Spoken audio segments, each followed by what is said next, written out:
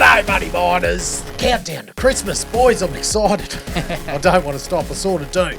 I'm excited about uranium. Yeah. For the last year or so. Bit of news out Friday. Mate, there's lots to be excited about today. Mate, there's Santa's bringing you a Christmas present. Oh, no, maybe, maybe not. Aluminium. Aluminium, a bit of copper as well. Super interesting news coming out sort of Friday over the weekend, which we'll chat about. Trav, you've got a couple cash box companies. Exactly. Yeah, keen to talk about some funny special dividends from two separate cash box companies on my radar today. Plus, I got two announcements for the money miners, Maddie. First one, along your thinking of Christmas, we're going to have a Money of Mine Christmas party, which basically means drinks at a pub. If you're a money miner and you want to talk mining stocks and just reflect on the weird, wacky year and look forward to the year ahead and maybe talk about some word on the decline, then we want you to come along. It's going to be at Brewdog on the 3rd of December, 5 p.m. onwards. It's pretty exciting. Tuesday night. I'll happily talk about fishing or golf or something because I'll be probably sick of mining by the end of this year. But anyway. And the second announcement, Maddie, is what's coming after the end of the year. That's the fact that JD and I are going to go to Indaba this year, which will be a first Next for year, us. yeah. Fuck, sorry. I keep doing that. I'm pumped for it. It's 2025. We're going to Indaba. It's not just the fact that we're going to go to a bloody mining conference in South Africa that we're excited about. We're very keen to visit a bunch of mining operations that are also in Africa on the back end of that trip. So, we're keen to do a bunch of site visits. We're keen to see what mining is like in Africa. We're keen to, get as close as we possibly can to some really interesting kind of operations out that way, and get some cool content about it while we're there. So, if you have any suggestions or ideas or, or even just contacts for us to help make that happen, both from a logistics and a funding perspective, get in touch with us at gc@moneyofmine.com. I'm not going because it's not safe for me to be drunk and obnoxious in South Africa. It's better for the business. Boys, let's get into it. The Russian uranium enrichment ban, temporary ban that come out on Friday. So she's all up and green on screen for uranium. So what's actually happening? Ding, ding, ding, I do hold. I have skin in the game for uranium, Paladin and Sput. I never would have known you'd have skin And some exploration. So just letting you know. God, you wouldn't be this keen if I wasn't exposed. So, no, I would be. Right. Let's paint the landscape of what this means before we get into the news and everything. So for those who don't know, US relies on Russia for about 20% of their EUP, enriched uranium products. So Russia is responsible for about 40% of global uranium enrichment. So, and this temporary ban is banning the export of enriched uranium from Russia to the US. And this was on the back of US previously announcing this year that US would have to apply for waivers to import enriched uranium from Russia. So that was, on the back of, I guess, US backing Ukraine for the Russia invasion of Ukraine. And that was sort of the start of this whole US really putting the foot down to separate itself from Russia. So it's retaliation to those sanctions. Yeah, effectively. So now I'll just go into briefly the context of uranium conversion and enrichment to, I guess, lay the platform of what the flow and effects of all this is. For some of it might be repeated for first-time listeners. This is a mining podcast. If this is your first time listening, anything you want to know about mining, this is a place to be. This is more dense than mining, mate. Conversion and enrichment. Oh, mate, mining, nuclear, fucking upstream, downstream, bloody everything. We are the men. Vertically integrated. Yes. Okay. So uranium that comes out of mines, U3O8, that's the powdered uranium product. They call it yellow cake, but U3O8 is actually the step after that. It's a bit of an olivey thing. So that's 99.3% U238 and 0.7% U235. So that is then sent to a converter. You'll hear about converters, which is that converts that powdered shit into UF6, like the gaseous form. Now, the biggest ones that do this conversion, so Orano's Tricastin site in France, you got the Honeywell uranium hexafluoride processing facility in Illinois in the US, and that's that partnership between General Atomics and Honeywell known as Converdyne. So you'll hear about Converdyne. So that's that one. That was recently turned back on. Cameco's got their Port Hope conversion facility in Canada, so that's in Ontario. And then you've also got Russia and China's conversion facilities as well. I think Russia is about 20% of global conversion. Don't quote me on that, something like that. So then that UF6, the converted uranium, is then sent to an enricher. So that's where the centrifuges spin the fuck out of the gas to take away some of the U238 and increase the concentration of the U235. So that takes that U235 concentration from about 0.7 to 3 to 5%. And that's the range it needs to be in to work, to go into a fuel, fabricated into a fuel rod to power a nuclear reactor. That's referred to as low enriched uranium, LEU. So as you can see, as I said before, Russia's responsible for 40% of that global enrichment, and US relies on 20% of their needs for their nuclear power plants from the Russian enrichment. The rest of it is done from like your Urano and Urenco. So enrichment expansion is going on. At the moment, it's not all just fixed to Russia, like that 40% to Russia. So you've got Urenco expanding their New Mexico facility in the US, so that starts lifting in 2025. Urano, they announced they're going to build a new enrichment facility in Tennessee. That's a bit away because these things are like freaking football fields of centrifuges. They're huge by the sounds.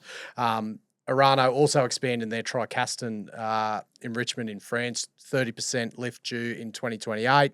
Urenco also expanding their Almelo in facility in Netherlands by 15% in 2027. So that's Urenco's the consortium of its UK, Dutch, and Germany.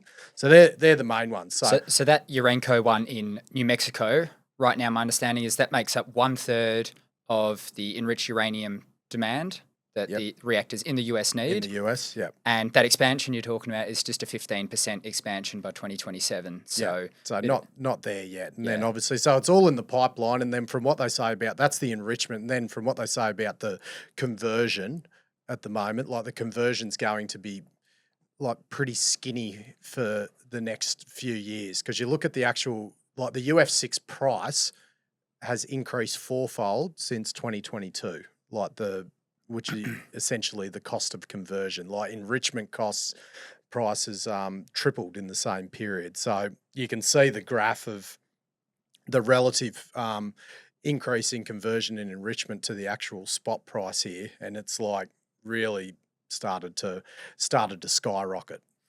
But that makes the economics of building one of these things better. Yeah, I would think from what they say at the moment, and I'll get into this whole like the bit of a UF6 bottleneck. It sounds like if people really need stuff converted, they have to pay through the nose, which you would assume flows into the pockets of the converters for that. So like, I think if the conversion is that skinny at the moment, and they're having to overpay to get it done, and we'll get into why that is. I would imagine that would flow into the pockets of the converters. Yes. No, let's do another episode on it. So I guess the big thing now, knowing that landscape of conversion and enrichment, the big thing to consider for this EUP import-export, bloody Russia and US banning each other. So when the US buys the EUP, the enriched uranium from Russia, so namely Rosatom, they have to send return UF6 feed. So that's a benefit for them. So they get the enriched uranium. Once they get it, they then have to send back the UF6 that would have been effectively needed to create that enriched uranium. So it benefits them because it delays having the UF6 first. They can get the enriched uranium, then send it back. But for the Western enrichers, Urano in France and the Urenco consortium, they have to send the UF6 first for them to use that UF6 to create the enriched uranium. So they need the UF6 sooner for that enrichment to occur. So with this temporary ban being invoked, there is some, they've said there's some UF6 that would be currently already converted in the US that is owing to Russia for enrichment that they've already received. And then, so they have to send that back, but then they also need to get more UF6 to pre-supply Urano and Uranco now that they can't get any more EUP from Russia. So it's a bit of a double whammy on that supply of UF6. And temporary is probably the key word here as well. So we've heard commentary, not sure if that temporary ban is in place because US hasn't sent back all the UF6 owed to Russia as part of that the return feed contracts, or if it's more in line with the fact that US have banned the import of Russian EUP, and now Russia are banning the export of it to US. So might be a bit from column A and a bit from column B. The big question, Matty, is what does this mean? Like, how does it impact? What does it mean? How does it impact the equities? The physical price, all that sort of stuff, right? So as I said, pretty green on screen for the ASX one. So Paladin, Boss, Deep Yellow, Bannerman all up between 6 to 8% on the ASX today. Spot uranium price lifted from 79 to 82.50 on Friday. As we said, spot is that, I think it accounted for 15% of uranium purchase last year. So majority, 85% is from long-term contracts. So it's a thinly traded, illiquid market, but the spot price does sort of have the role of like setting floors and ceilings and what they're getting paid in those contracts based on its fluctuation inside those floor and ceilings. So it serves a purpose, but it is very thinly traded. So if there is a bit of a bottleneck of UF6 currently, because they've got to send some back and they've got to create more UF6 to send to the Western enrichers, like you can't make UF6 without U308. So it's the question is like, will there be like some short-term movements in the spot market or however for utilities having to get uranium quicker to get the UF6 created to get the enrichment going? So like you can't have one without the other. So it's with that jump in the spot price, I'll be interested to watch this week if that bottleneck is sort of a short-term thing that will require pounds to be actually produced earlier than utilities expected to produce them. Not sure. That's the very end, because it's a pretty firm fucking stance that's been put that like you cannot get EUP off us anymore. There's 20% of US's enriched needs which they are no longer able to access from Russia. Yeah, and even for the alternative like enrichers to be able to meet the requirements, they might have a pound shortfall in order to even get that to there, is what you're saying. Yeah, well, they need to get them UF6 quicker if they want the EUP back quicker, which I would anticipate they will need to buy pounds quicker to create that UF6. So it's going to be hence price up.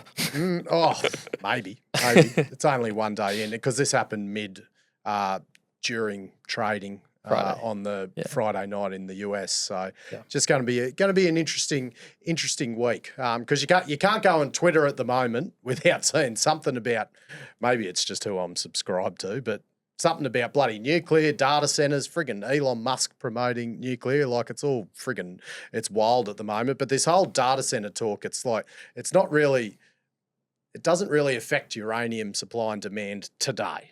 Like these are obviously long-term things. It's all like good for the long-term nuclear sentiment and the whole flavour of it, but it's still a long way away. You still need reactors built and all that. Like it seems like the short-term things like the 3 Mile Island restart that we heard not long ago, that seems to move the needle because it doesn't take as long to restart an existing plan as to build a whole new one. So that is shorter term pounds that are needed to be purchased. So it's a bit more bullish like that. I saw an interesting, just on that one quickly, Maddie, a sort of vote from the local people that live around 3 Mile Island. So 57% said they were in favour of a restart, 43% said they were not in favour, which was kind of interesting number that kind of stood out at me just in terms of that one getting going again, just to get a feel for the sentiment.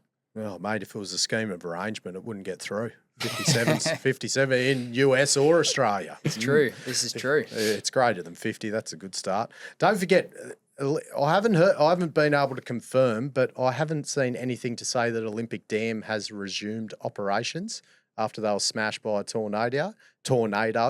So that was mid-October. So that was another. So that's about they're about, I think, 5% of global supply, uranium, around 8 million pounds. Did say it was just going to be out for 5 to 7 days. I know, though. but there's I didn't nothing- see the restart Nothing either. to say that it hasn't, that it's restarted yet. And I've heard commentary they were saying it was still down. I'm not sure, so I can't confirm that. But that's some pounds that have been taken out. So yes, going to be very interesting this week to see what this EU pan and this UF6 feedstock thing has on the market. So it's because I've heard people saying as well, like, oh, everyone just puts a graph up to find something to support their thesis.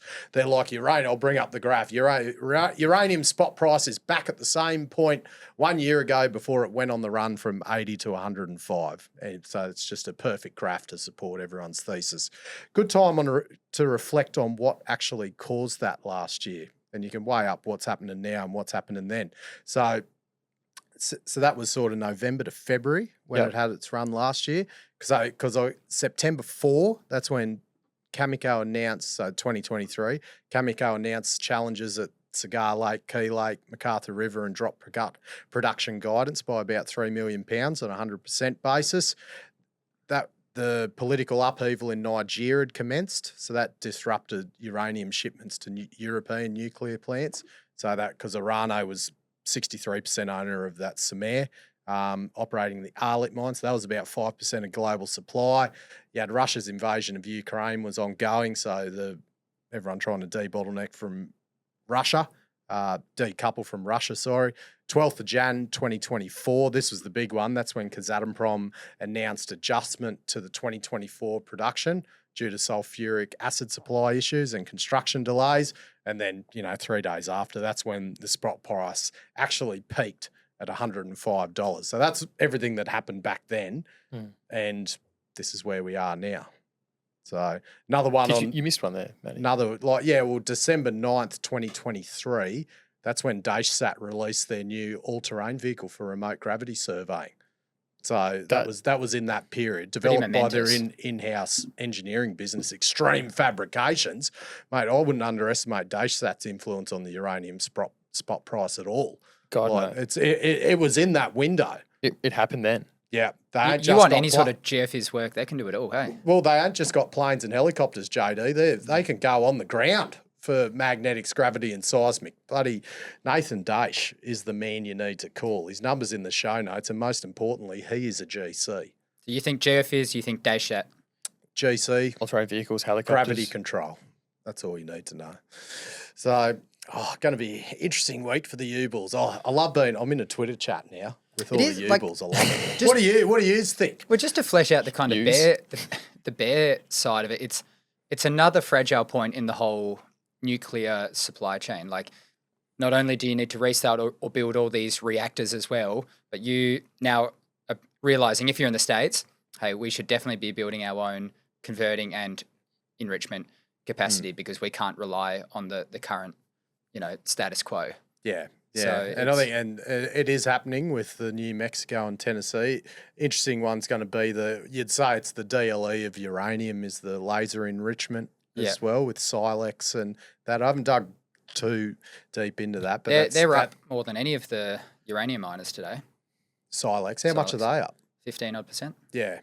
So that's going to feed into that, but that's No, it was interesting listening to Mike Olkin did a potty on that Triangle Investor, and the whole fantasy around SMRs and everything. Reckons that in their models they don't attribute anything to SMRs, just purely based on the fact they don't know when they're going to come online, how much they are, like when are they going to work as good. Like, don't attribute anything. And obviously Mike Olkin is extremely bullish because he's Mike Olkin.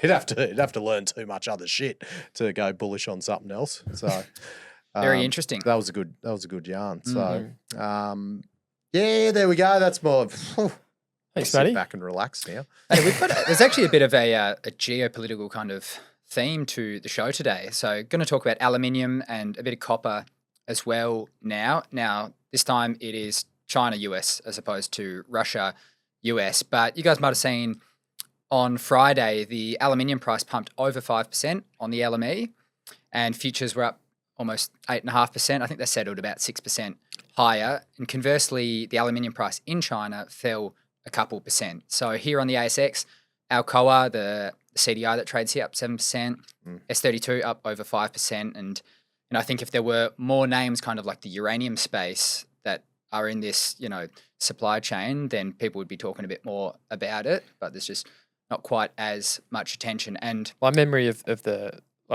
we've been watching the aluminium price, expecting it to tick up in the same way that we've seen the alumina price, just soaring up amid the fragility in that supply chain, as we've sort of discussed with Alan Clark and been following it since. But the aluminium price hadn't really moved. Yeah, it's just sort of single digits up this year. And was this the first time we kind of we've sort of actually seen it respond? Is it just a lag? Yeah, it is, but it's not because of those reasons. Right. It's because something else has come in. So should flesh out what exactly has happened. On Friday, China came out and said they're going to reduce the export tax rebates for a bunch of products. So you've got some refined oil products, batteries, photovoltaics. These were at 13%, roughly, different on some. And for those products, they're going down to 9%. Whereas for aluminium and copper, again, all about 13% rebates, they're being cancelled. So, depending on the specific semi-finished product that you're exporting, there was a slightly different percent rebate, but they've been wiped. So traders on the LME have essentially bet that less rebates means there will be less Chinese aluminium exports, hence lower global supply of Ali.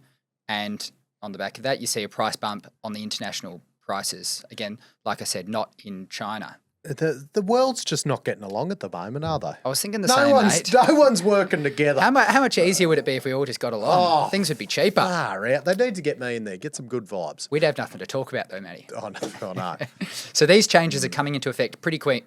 In 2 weeks' time, they'll be in effect December 1st. And like you say, Trav, this has all come at a time when bauxite and alumina markets have been pretty heavily disrupted. A lot of that came from what we'd seen in Guinea, straining supply at the bauxite end. We'd seen stuff in WA with, Kwinana being shut down. Yeah. Across the world, there's been quite a few disruptions. So, like I said before, aluminium price was up single digits, sort of under 10%. Guess how much the alumina price has been up this year? Oh, I'm going to guess 45. Oh, 45. 70. Oh, shit. Flying. I was way off. Yeah. So consensus expectations right now, take these with a pinch of salt because it's pretty hard moving and you don't know when these disruptions come and sort of get resolved. But the expectations are that a bunch more alumina will come to the market and ease this price spike that we have seen in the next few months. Early 25, a lot of people were sort of pointing to, but, we'll see. Sometimes it can take quite a while for these things to work their way through the market. Right, that China aluminium output is a very northeast trending thingo, isn't it? It is pretty incredible. Yeah. So, I mean, it kind of leads to a bit of a chat about the history. I found this pretty interesting, digging into why China set these up. So they set these tax rebates up in the 80s with the goal of just offering Chinese products at lower prices across the world, targeting international customers. And that would obviously, like you see in that chart, Matty, boost their export volumes as well as economic growth in the country. This year specifically, the exports have been particularly strong. For one reason, that's weaker domestic demand for products, leading these people to look elsewhere. I know we'd sort of spoken in the past, we'd seen it with steel. You've had people like BlueScope here in Australia complaining that the Chinese steel makers are just dumping steel across the world, lowering the prices, making it a bit tougher, for companies like BlueScope. You see the same for the domestic steel producers in America as well. On aluminium specifically, in the first half of this year, exports were up 13%. Just look at the trend on that chart. These are big numbers. This has been going on for decades now. And to still have a half year where we're up 13%. On copper, which had, a similar sort of story overnight or on Friday with the rebates being cut, the exports of unwrought copper were up 38% year on year. So a lot going on. And these are big numbers on trends that have been going on quite a while. It was pretty eye-opening, not the sort of stuff I'd expected to see. And this has led to a bunch of tensions with a lot of people saying, hey, we need to slap on tariffs on all the products they're exporting because it's just making it super uncompetitive for our domestic industries. You've seen that all over the world. Because the whole Trump tariff thing is nothing's really been announced yet. It's all just theories and everything, isn't it? Yeah, I mean, it's all just what he sort of chipped up and kind of said. Who knows what actually gets put into legislation? But that is why we've seen this from the Chinese. They didn't say specifically why they've actually cut the rebates, but you'd have to imagine it's exactly that. So we've seen similar stuff with gallium, germanium a little while ago, antimony. Obviously, they're much, much, much smaller markets. Like the aluminium market, the copper market, they are huge. And if you just sort of think about the implications of what these guys are doing, they know around the world there's pretty limited capacity to grow aluminium production. You know, that you can't just turn that on overnight. So they know that the Chinese will be able to pass on some of these costs. And the direct result of that is the cost of manufacturing products, say in the US, say if you're a car maker that needs aluminium, is it's going to increase your input costs. It makes it more expensive, and maybe that gets passed on to consumers as well, and you feel the pinch. So it's the sort of starting point of the negotiations between the Chinese and the US when, you know, it comes to your country and you realize everyone's paying a bit more, then they've bought themselves a bit of leverage, right, and might have to negotiate the other way. A lot of this is also targeting, there was a whole bunch of other metals being targeted too, often those sort of dual use ones, which are both civilian and military in their application. So that's just kind of something that jumps out and is a bit interesting. But yeah, I mean, like we kind of said, I think when Trump takes office at the end of January, I'm sure this would be one of the top sort of talking point, or one of the talking points in a bunch of heaps that they're talking about when they're sort of setting these tariff levels that Trump has spoken about. You know, said 100% at times, said 60% at other times. Who knows where things will add up? But ultimately, it does kind of make things a bit more expensive, at least in the interim here. Do you reckon those tariffs are going to be like a blanket across the board thing, or is it going to be different tariffs for different items? Like, would aluminium and copper be different to other things? You would think you would peg them differently depending on what you can produce internally. Because you don't want to make your own people suffer too much.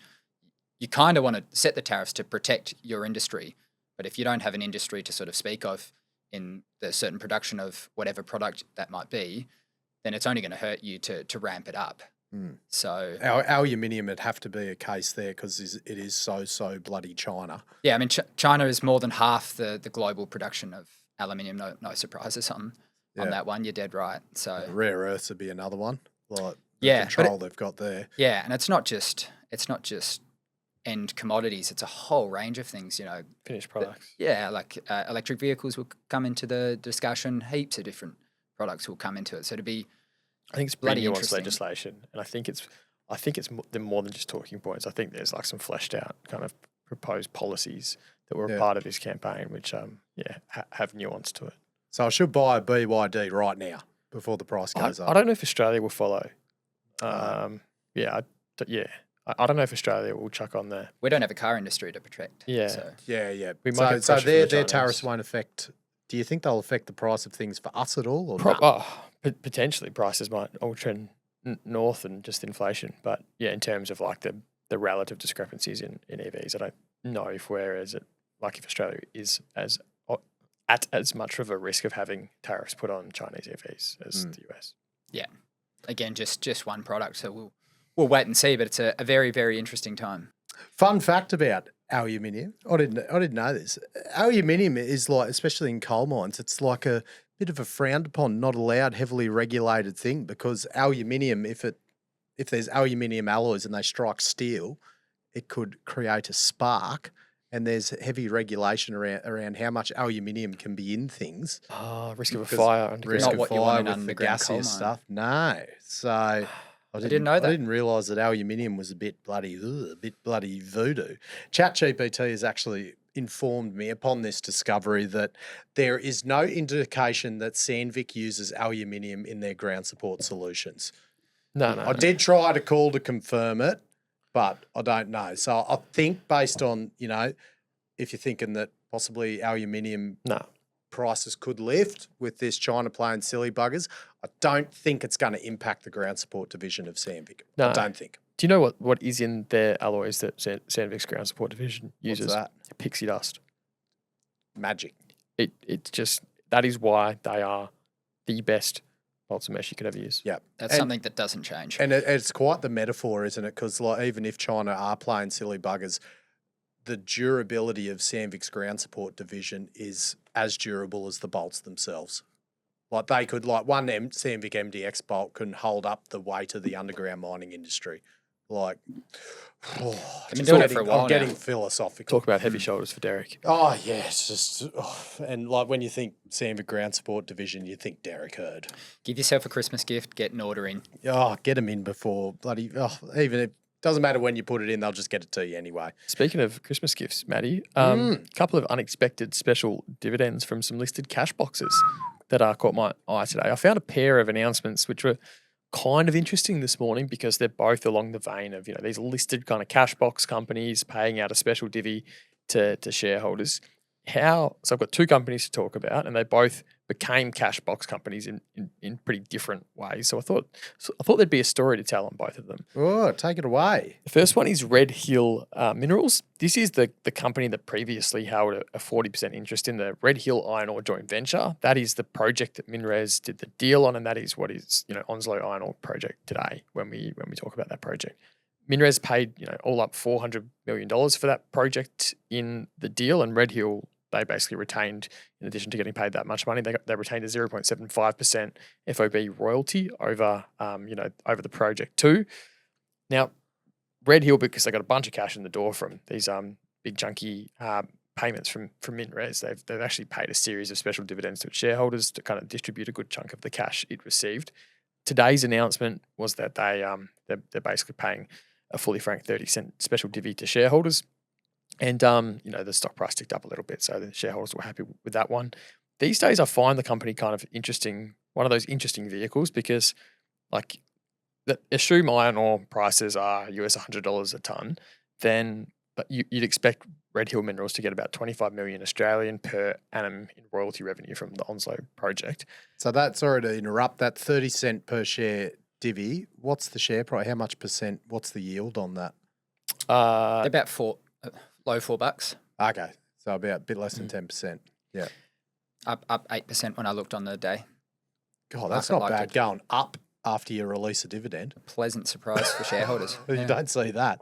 Yeah. Gotcha. Continue, sorry. Yeah, so they'll, if all goes well at Onslow, then you can imagine Red Hill Minerals getting kind of $25 million in royalty revenue per year. At the same time, they're using some of that royalty revenue to advance some greenfields exploration programs in their portfolio. So you can kind of imagine this vehicle, they're spending about $6 million a year on greenfields exploration. They receive a lot more of that in the royalty revenue, and so they're, I imagine they'll probably pay like a handsome kind of dividend to its shareholders in addition to doing its exploration endeavors along the journey as well. It's kind of like Talisman. Yeah. If you which kind of comes to mind just from that royalty funding the exploration sort of a model. A bloody a yielding exploration company. That'd be on.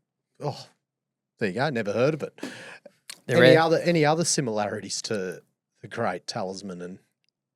There's other similarities, Matthew. So they're both like we've talked about Talisman before. Both Red Hill and Talisman, they kind of got these major shareholders, which are also the chair people of those boards, and they've been pretty successful in the mining industry. For Talisman, it's obviously Kerry Harmanis of Jubilee fame. For Red Hill Minerals, it's the lesser known fella by the name of Josh Pitt. And while you probably haven't heard of Josh before, he's been associated with 3 discoveries in WA: Golden Grove, Thunderbox, and Bounty. So a fair bit more successful than most punters out there.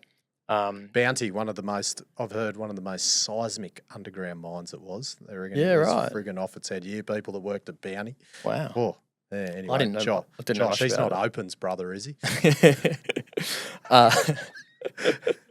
The other similarity to Talisman is that so both Red Hill and Talisman got their royalties thanks to MinRes.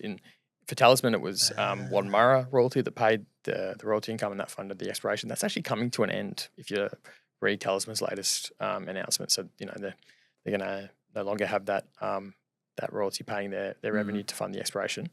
In the case of Red Hill, it's the Red Hill Iron Ore JV, which has a a pretty extensive mine life ahead of it. So they bloody, that was AGM was today, wasn't it, for Red Hill? It was, and being 50 metres away from Money Mine HQ at the Country Women's Association, I popped my head in, Maddie. Oh. 2 reasons why I went. One, scones. they had no, it was sandwiches and wraps. Not bad, not bad. Right. So one, I just find it an interesting vehicle, right? Like when you can fund exploration with the royalty, but also have a yield. It's kind of interesting. There's only 64 million shares on issue with this company. You can see they don't raise money. It's not like, the 64 million is not there because they've had to do a consolidation of shares. They don't raise money. Major shareholder owns like 40% of the company, so it's an interesting vehicle from that perspective. Second reason, I'm trying to learn as much as I can about the Onslow project because of the significance it has to the MinRes situation right now. So obviously, these guys have know a shitload about that project, being it was in their portfolio for a very long time. So I spoke with people and had a yarn about with people who they're all pretty optimistic, to be honest, on that front in relation to Onslow. Albeit they do have a royalty that will pay an annuity-like income from that project, but they seem pretty confident in the cash flow generation potential of the project. But they're candid and they talk about. If you even read their kind of AGM addresses over the years, like they talk about, they recognise that the project is low grade and has impurities. Like they're well aware of all that sort of stuff. It's it's not like a glowing review on that front, but they're positive about its ability to make good free cash flow and optimistic about MinRes's prospects too. Very good. Now another cash box, Trav. What else have you got in the cash box? The second one was Indiana Resources, a bit different to Red Hill. They didn't become a cash box by selling a project for a lot of money. Instead, they had their project expropriated by the Tanzanian government. And in a lengthy arbitration process, the courts have ruled, that they're in favour of getting a healthy payout. There's $90 million settlement owed to the claimants, of which $60 million has been paid so far. The final $30 million is to be paid like 30 March next year. Look, Indiana said that their cash balance as of Friday last week was $48 million in Australian dollars. So what they're doing is they're paying out a special dividend that accounts for $32.6 million and hence retaining a cash balance of $15.4 million. Speaking with some shareholders, they kind of have high expectations that there'll be a decent distribution at the back end once that kind of final payment is made as well. So let's hope shareholders get what they're hoping for in that front, and there is like a healthy second distribution in due course. If you look at both Red Hill and Indiana, both of these sort of cash box companies, they have a separate exploration agenda that they're trying to pursue.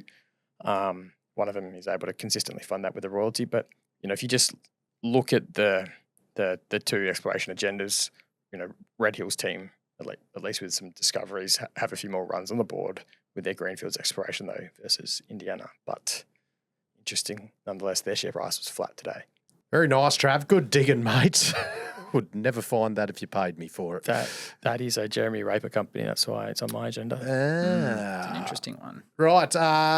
News update from Resolute on the back of last week with the detainee of the seats, well, 3 employees, one being the CEO in Mali. What is going on? Yes, we got an update today, Maddie, from Resolute. They went into a trading halt a few days ago, pending the update that we saw this morning. Unfortunately, the 3 employees still being detained. Resolute reported that they're safe and all is well, but hopefully they are released shortly. But Resolute, the company, has signed an MOU with the government of Mali. So there's a protocol that will set out a framework to migrate their assets in Mali to the 2023 mining code. So that's the most recent mining code.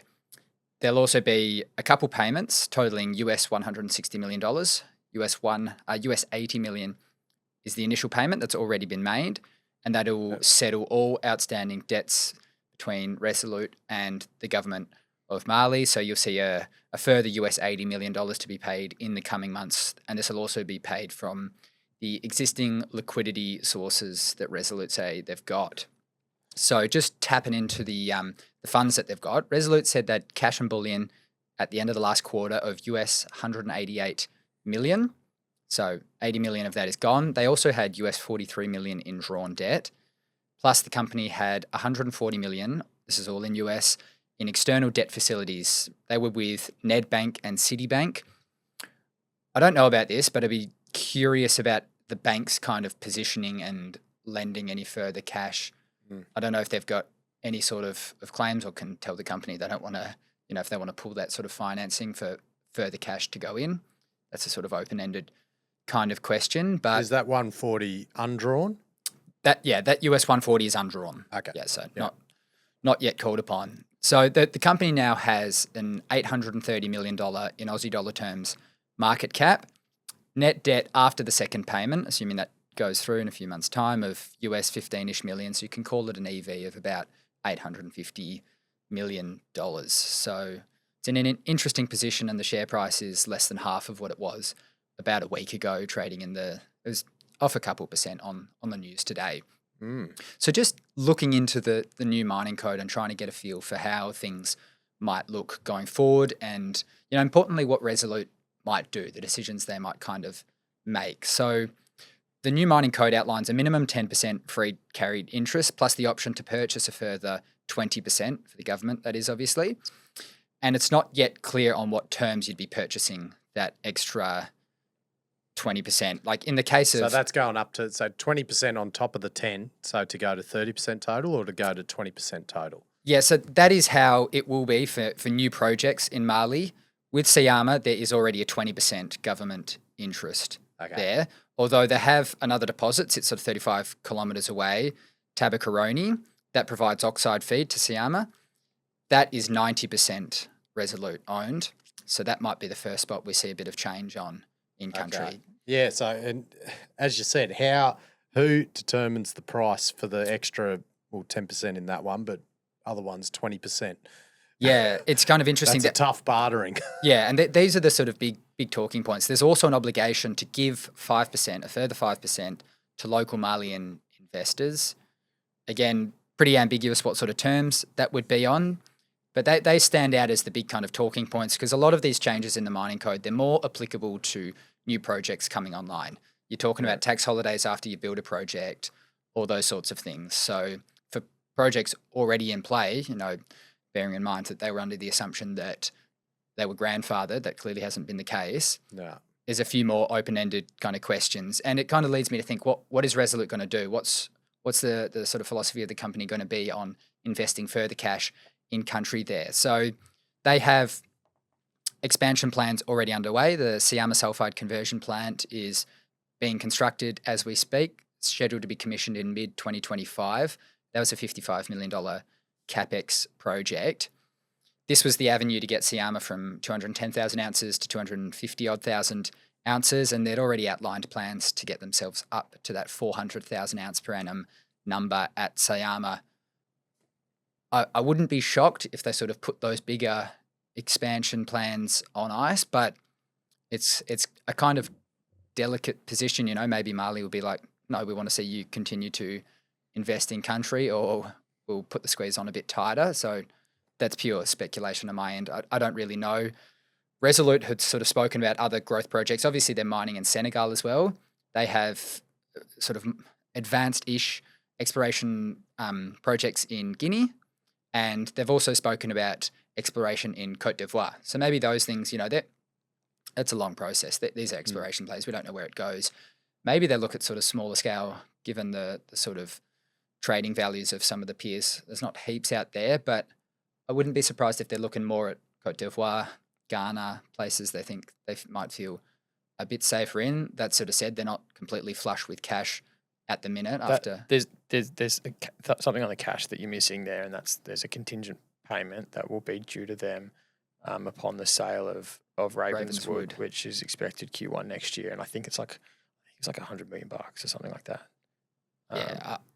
So there's a fair bit of money coming in the door for them too. But by all accounts, this is a pretty fucking disastrous announcement, in my opinion. Yeah, they've just been, they've just the government has basically put the knife to their throat, demanded more money and more ownership, and they've gotten their way, and the execs are still detained. Yeah. It's a disastrous outcome, I think. And I'd be interested to know how quick the process would be to get if they did choose to sell, if Mali took up the option to buy the extra stake in the project, how long would it take for that cash to get into the door?